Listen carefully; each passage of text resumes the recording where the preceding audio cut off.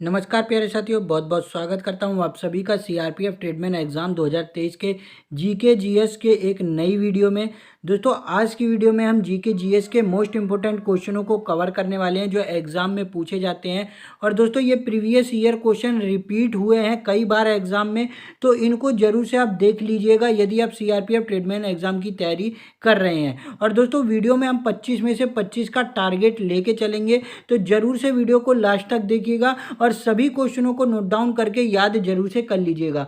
तो चलिए साथियों, बिना किसी देरी के वीडियो की शुरुआत करते हैं। लेकिन उससे पहले यदि आप चैनल पर नए हो तो सब्सक्राइब करके नोटिफिकेशन बेल कॉल पर सेट कर लीजिएगा, जिससे दोस्तों सीआरपीएफ ट्रेडमैन से रिलेटेड कोई भी वीडियो आए तो सबसे पहले आपको नोटिफिकेशन मिल जाए। तो चलिए साथियों, वीडियो की शुरुआत करते हैं। तो साथियों, आज की वीडियो का फर्स्ट क्वेश्चन है, निम्न में से कौन मुगल सम्राट को जिंदा पीर कहा जाता था? निम्न में से कौन सा मुगल सम्राट है जिसे जिंदा पीर के नाम से जाना जाता था? कौन सा ऑप्शन राइट हो जाएगा? दोस्तों, मोस्ट इंपोर्टेंट क्वेश्चन है और काफ़ी बार एग्जाम में पूछा गया है, तो इसका राइट आंसर हो जाता है ऑप्शन बी, औरंगजेब। औरंगजेब को दोस्तों जिंदा पीर के नाम से भी जाना जाता था। आपको जरूर से याद रख लेना है, क्योंकि कई सिख गुरुओं की दोस्तों इसने हत्या करवाई थी और एकदम क्रूर राजा था, ये भी आपको नोट डाउन कर लेना है। चलिए नेक्स्ट क्वेश्चन देखते हैं। अगला क्वेश्चन है, भारत में कौन सी अंडमान निकोबार द्वीप समूह की सबसे ऊंची चोटी है? आपके ऑप्शन है माउंट डाइबोली, माउंट कोयोबो, सैंडल पीक या फिर माउंट थुलियर। कौन सा ऑप्शन राइट हो जाएगा? अंडमान निकोबार द्वीप समूह की सबसे ऊंची चोटी कौन सी है? तो दोस्तों, इस क्वेश्चन का आंसर ऑप्शन सी राइट हो जाता है, सैंडल पीक दोस्तों अंडमान निकोबार द्वीप समूह की सबसे ऊंची चोटी है। चलिए अगला क्वेश्चन देखते हैं। अगला क्वेश्चन है, श्रवणबेलगोला में गोमतेश्वर की प्रतिमा किसने बनवाई थी? गोमतेश्वर की प्रतिमा किसने बनवाई थी? तो दोस्तों, इस क्वेश्चन का आंसर ऑप्शन है डी राइट हो जाता है, चामुंडा राय ने दोस्तों श्रवणबेलगोला में गोमतेश्वर की प्रतिमा बनवाई थी। यदि मैं बात करूं श्रवणबेलगोला है कहाँ पर, तो याद रख लीजिएगा कर्नाटक में। कहाँ पर दोस्तों? कर्नाटक में है। और यहीं पर श्रवणबेलगोला में ही चंद्रगुप्त मौर्य ने अपने देह का त्याग दिया था, ये भी आपको याद रख लेना है। चलिए नेक्स्ट क्वेश्चन देखते हैं। अगला क्वेश्चन है, निम्न में से कौन से जोड़े का मेल सही नहीं है? आपको बताना है कि कौन से जोड़े का मेल सही नहीं है। बांध और झील से संबंधित है। कौन सा ऑप्शन राइट हो जाएगा? तो गोविंद सागर झील, सतलज नदी, कोलेरू झील, कावेरी नदी, उकाई कुंड झील, ताप्ती नदी या फिर वुलर झील, झेलम नदी। तो दोस्तों, इस क्वेश्चन का आंसर ऑप्शन है बी राइट हो जाता है, केलोरू झील कावेरी नदी से मेल नहीं है। चलिए नेक्स्ट क्वेश्चन देखते हैं। अगला क्वेश्चन है, निम्न में से कौन सी नदी का उद्गम भारत में नहीं है? किस नदी का उद्गम भारत में नहीं है? मोस्ट इंपोर्टेंट क्वेश्चन है और इसका कौन सा आंसर राइट हो जाता है? तो दोस्तों, ऑप्शन है डी राइट हो जाएगा, सतलज नदी का भारत में उद्गम नहीं है। चलिए नेक्स्ट क्वेश्चन देखते हैं। अगला क्वेश्चन है, अंग्रेजों ने किसकी अनुमति से सूरत में अपना पहला कारखाना स्थापित किया था? कौन सा ऑप्शन राइट हो जाएगा? अंग्रेजों ने किसकी अनुमति से सूरत में अपना पहला कारखाना खोला था? तो दोस्तों, इस क्वेश्चन का आंसर ऑप्शन बी राइट हो जाता है, जहांगीर की अनुमति से सूरत में इन्होंने अपना पहला कारखाना खोला था। चलिए नेक्स्ट क्वेश्चन देखते हैं। अगला क्वेश्चन है, उस ब्रह्मांड का नाम बताइए जिसका पृथ्वी एक ग्रह है। कौन सा ऑप्शन राइट हो जाएगा? मोस्ट इंपोर्टेंट है, जरूर से इसको नोट डाउन जरूर कर लीजिएगा। चलिए बताइए जी, उस ब्रह्मांड का नाम क्या है जिसका पृथ्वी एक ग्रह है? तो दोस्तों, इस क्वेश्चन का आंसर ऑप्शन है डी राइट हो जाता है, milky way is the right answer.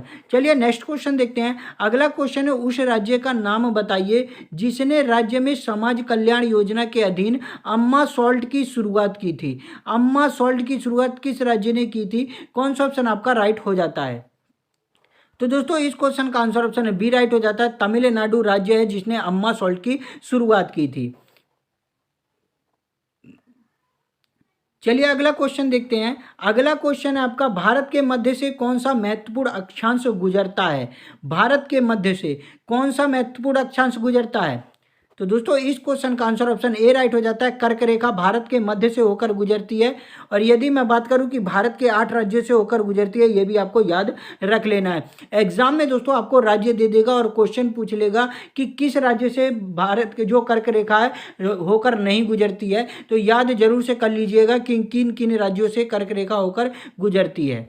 चलिए नेक्स्ट क्वेश्चन देखते हैं। अगला क्वेश्चन है, सिख गुरु अर्जुन देव को किसने मारा था? सिख गुरु अर्जुन देव को किसने मारा था? तो दोस्तों, इस क्वेश्चन का आंसर ऑप्शन बी राइट हो जाता है, जहांगीर ने दोस्तों सिख गुरु अर्जुन देव को मारा था।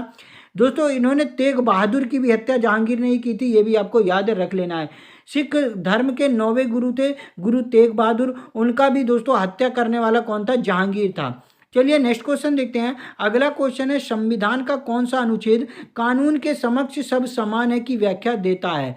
यानी कानून के समक्ष सब लोग समान है, चाहे वो किसी भी जाति धर्म लिंग का हो। तो कौन सा ऑप्शन राइट हो जाएगा? तो दोस्तों इस क्वेश्चन का आंसर ऑप्शन है बी राइट हो जाता है। आर्टिकल 14 के तहत दोस्तों विधि के समक्ष समानता की बात बताई गई है। और 14 आर्टिकल किसके अंडर में आता है? मौलिक अधिकार के अंडर में आता है, ये भी आपको याद रख लेना है। चलिए नेक्स्ट क्वेश्चन देखते हैं। संविधान सभा का निर्वाचित राष्ट्रपति कौन था? संविधान सभा का निर्वाचित राष्ट्रपति जिसे निर्वाचन किया गया था, कौन सा ऑप्शन राइट हो जाएगा?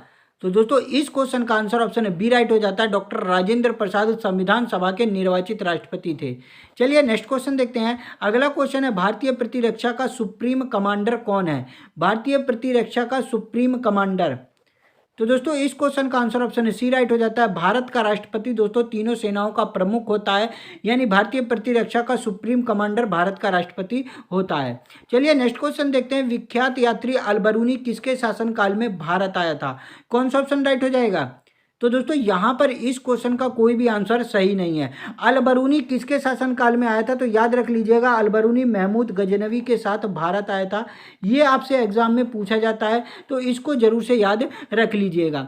चलिए नेक्स्ट क्वेश्चन देखते हैं। अगला क्वेश्चन है सर्वोच्च न्यायालय के न्यायाधीश की सेवानिवृत्त आयु क्या है? 60 वर्ष, 62 वर्ष, 65 वर्ष या फिर 68 वर्ष? सर्वोच्च न्यायालय के न्यायाधीश की सेवानिवृत्त की आयु, तो दोस्तों इस क्वेश्चन का आंसर ऑप्शन सी राइट हो जाता है। 65 वर्ष सेवानिवृत्त न्यायाधीश की आयु होती है, यानी 65 वर्ष के बाद दोस्तों वो सेवानिवृत्त हो जाते हैं।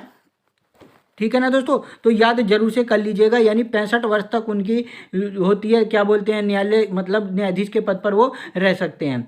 चलिए अगला क्वेश्चन देखते हैं। भारत के निम्न में से किस राज्य की आबादी सबसे कम है? निम्न में से किस राज्य की आबादी सबसे कम है? तो दोस्तों इस क्वेश्चन का आंसर ऑप्शन ए राइट हो जाता है। सिक्किम दोस्तों एक ऐसा राज्य है जिसकी आबादी सबसे कम है। चलिए नेक्स्ट क्वेश्चन देखते हैं। राज्यसभा के सदस्य डैश द्वारा निर्वाचित होते हैं? राज्यसभा के सदस्य किसके द्वारा निर्वाचित होते हैं? तो दोस्तों इस क्वेश्चन का आंसर ऑप्शन है डी राइट हो जाता है। विधानसभा के निर्वाचित सदस्यों के द्वारा राज्यसभा के सदस्य निर्वाचित होते हैं। और याद रख लीजिएगा कि राज्यसभा में राष्ट्रपति जी 12 सदस्यों को मनोनीत भी करते हैं, ये जरूर से आप याद रख लेना है। चलिए नेक्स्ट क्वेश्चन देखते हैं। अगला क्वेश्चन है लोकसभा के सम्मेलनों की अध्यक्षता कौन करता है? लोकसभा के सम्मेलनों की अध्यक्षता कौन करता है?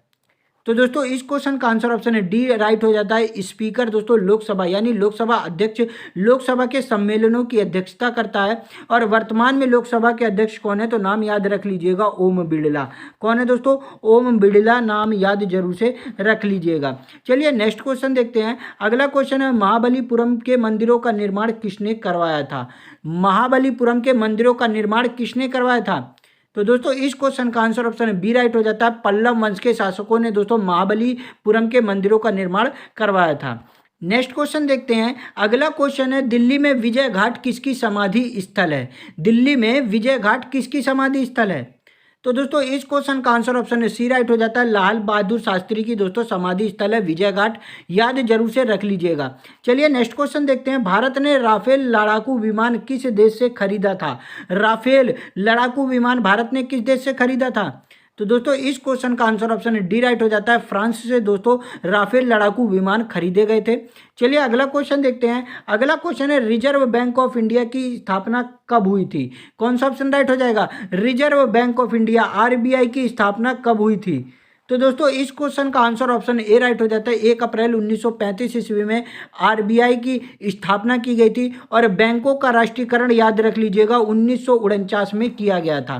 14 बैंकों का राष्ट्रीयकरण किया गया था, ये भी आपको याद रख लेना है। चलिए नेक्स्ट क्वेश्चन देखते हैं। औद्योगिक क्रांति कहाँ आरंभ हुई थी? औद्योगिक क्रांति कहाँ आरंभ हुई थी? कौन सा ऑप्शन राइट हो जाएगा?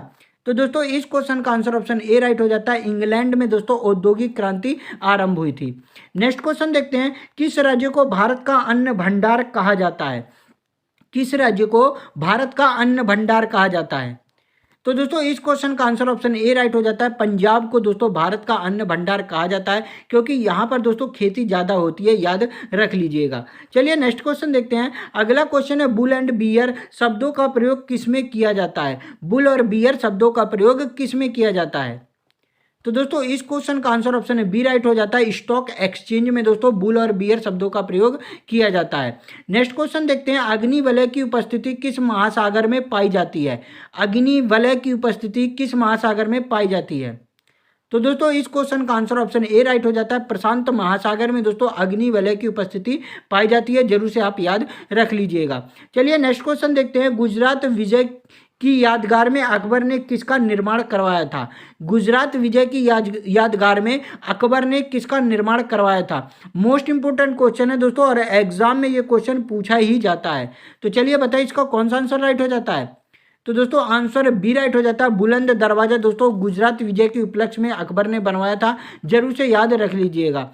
चलिए नेक्स्ट क्वेश्चन देखते हैं। अगला क्वेश्चन है निम्न में से किस पुरस्कार को भारत के राष्ट्रपति प्रदान करते हैं? भारत के राष्ट्रपति किस पुरस्कार को प्रदान करते हैं? तो दोस्तों ऑप्शन है डी राइट हो जाएगा आपका। ये सभी भारत रत्न, परमवीर चक्र, शौर्य चक्र सभी पुरस्कार दोस्तों भारत के राष्ट्रपति द्वारा दिया जाता है। ये भी आपको याद रख लेना है, मोस्ट इंपोर्टेंट है, एग्जाम में दोस्तों ये क्वेश्चन पूछा ही जाता है। चलिए नेक्स्ट क्वेश्चन देखते हैं। अगला क्वेश्चन है निम्न में से कौन सा लोक नृत्य जम्मू कश्मीर राज्य से संबंधित है? कौन सा लोक नृत्य जम्मू कश्मीर राज्य से संबंधित है? तो दोस्तों इस क्वेश्चन का आंसर ऑप्शन है सी राइट हो जाता है। धूमल दोस्तों लोक नृत्य है जो जम्मू कश्मीर राज्य से संबंधित है। यदि दोस्तों गिद्दा की बात करूं तो याद रख लीजिएगा यह पंजाब से संबंधित है।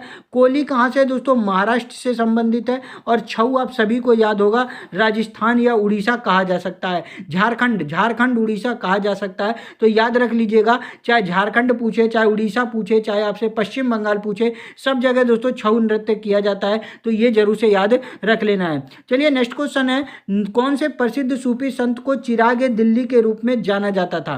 कौन सा ऑप्शन राइट हो जाता है? तो दोस्तों इसका आंसर आपको कमेंट करके बताना है। ये आप सभी के लिए HW है।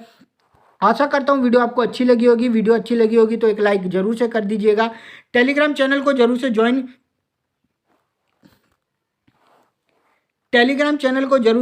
कर लीजिएगा। और दोस्तों इंस्टाग्राम चैनल की लिंक भी डिस्क्रिप्शन में आपको मिल जाएगी, तो इंस्टाग्राम चैनल को भी ज्वाइन कर लीजिएगा। और चैनल को एक बार सब्सक्राइब करके नोटिफिकेशन बेल को ऑल पर जरूर से सेट कर लीजिएगा। इसी तरीके के डेली दोस्तों CRPF ट्रेडमैन से related most important question GK GS के देखने के लिए। तो चलिए दोस्तों मिलता हूँ नेक्स्ट वीडियो में, तब तक के लिए जय हिंद जय भारत दोस्तों।